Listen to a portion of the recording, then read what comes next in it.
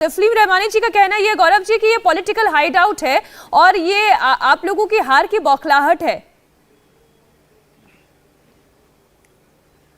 देखिए, सबसे पहले तो मैं ये कहूंगा कि हम तो हार रहे हैं ये कह रहे हैं, और भाई साहब जो ये कह रहे हैं मीनाक्षी जी, सत्य ये है कि ये शाहीन बाग के जब प्रोटेस्ट चल रहा था उसके बाद चुनाव लड़े थे सीएए के विरोध में। बताते हैं 140 करोड़ रुपए की फंडिंग बाहर से आ रही थी जिसमें केस दर्ज हुआ और 151 वोट आए, मतलब एक वोट 90 लाख का पड़ा था, जमानत जब्त हो गई थी। ये बताएंगे कि कौन जीत रहा है कौन हार। लेकिन अब आज का जो विषय है मीनाक्षी जी, अभी जुलाई 2021 में एक अलकायदा मॉड्यूल था उत्तर प्रदेश में, संदिग्ध आरोपी आतंकवादी जो था उसे वो पकड़ा गया। ये एक बड़ी सफलता थी कि एक आतंकवादी हमले को रोक दिया गया योगी आदित्यनाथ जी ने। आपको मालूम है अखिलेश यादव ने क्या कहा था, हमें तो वर्दी पे भरोसा नहीं है, यहां की पुलिस मिली हुई है। अब आप बताइए कितनी कुंठित सोच है कि पुलिस कर्मी प्रेशर कुकर लेके आते हैं जिसमें यह माना गया था बॉम्ब था, और अपनी जान पे खेल जाते हैं कि हमें नागरिकों को सुरक्षित रखना है। अखिलेश यादव कहते हैं मुझे आतंकवादी पे तो भरोसा है क्योंकि वो तो एक धन विशेष का है, लेकिन मुझे वर्दी पे भरोसा नहीं है। इस सोच को हम मीनाक्षी जी कैसे बदलेंगे? इस सोच को हम ऐसे बदलेंगे कि समाजवादी पार्टी हो, कांग्रेस पार्टी हो, इनका सुपड़ा साफ होने वाला।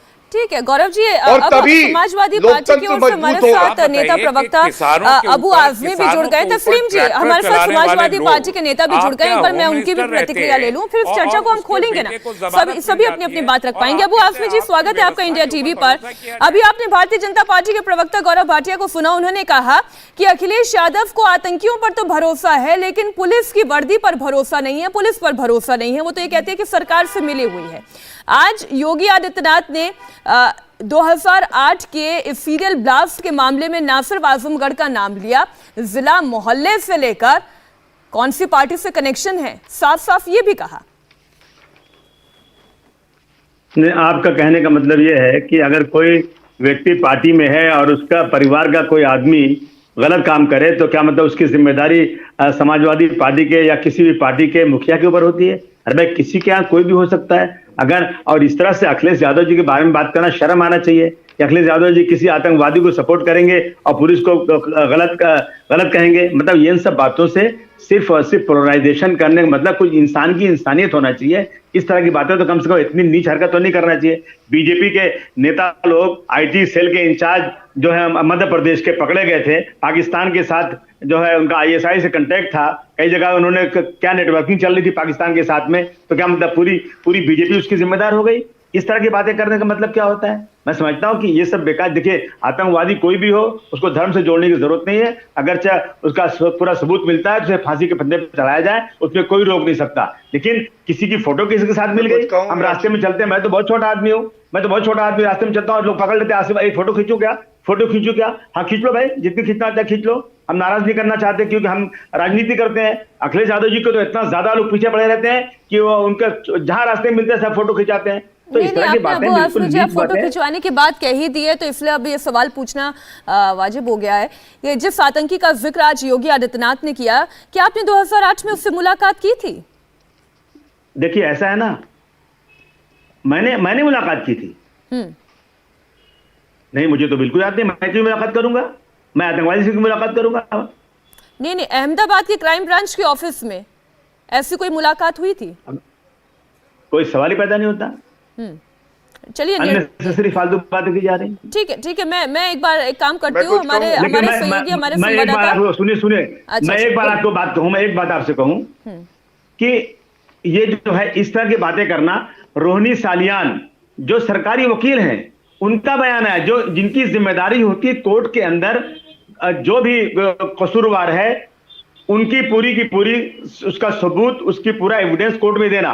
और रोहिणी सालियान खुद कहती है कि मुझे ऊपर से मुझे दबाव है कि ठाकुर प्रज्ञा सिंह पुरोहित और पांडे के मामले में आप बड़ी नरमी बरतो, और वही देखिए वही मतलब वही हो रहा है। आज जितने ये लोग हैं ना, इन सब के खिलाफ गवाह जो है सब बदल रहे हैं, ये छूट जाएंगे लोग, क्योंकि प्रोसिक्यूशन को जब सरकार या ऊपर से दबाव आएगा तो फिर कसूर साबित कैसे होगा। और मैं अहमदाबाद की बात करूं, मैं एक सीरियल अखबार में बयान आ रहा था, एक मुफ्ती अब्दुल कयूम 12-13 साल तक जेल में थे और उनको निचली अदालत से फांसी की सजा, हाई कोर्ट से फांसी की सजा, सुप्रीम कोर्ट ने कहा 12 साल के बाद। अरे मुफ्ती साहब ये पकड़े क्यों गए? इनकी कोई गलती नहीं, इनको रिहा कर दो, ये बेकसूर है।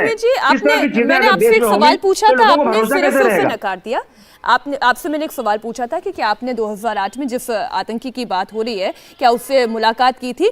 आपने इसे नकार दिया। मेरे सहयोगी निर्णय कपूर जुड़े हुए हैं, हमारे सीनियर एसोसिएट एडिटर हैं और अहमदाबाद में ही इस वक्त वो मौजूद है।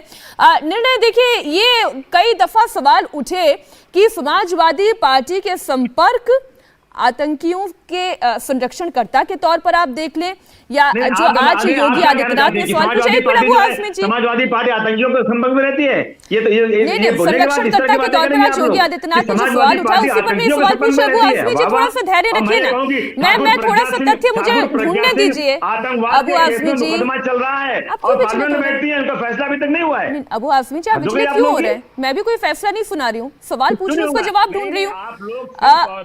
आप लोग सिर्फ और सिर्फ पोलराइजेशन करने के लिए ऐसे सवाल करती हैं।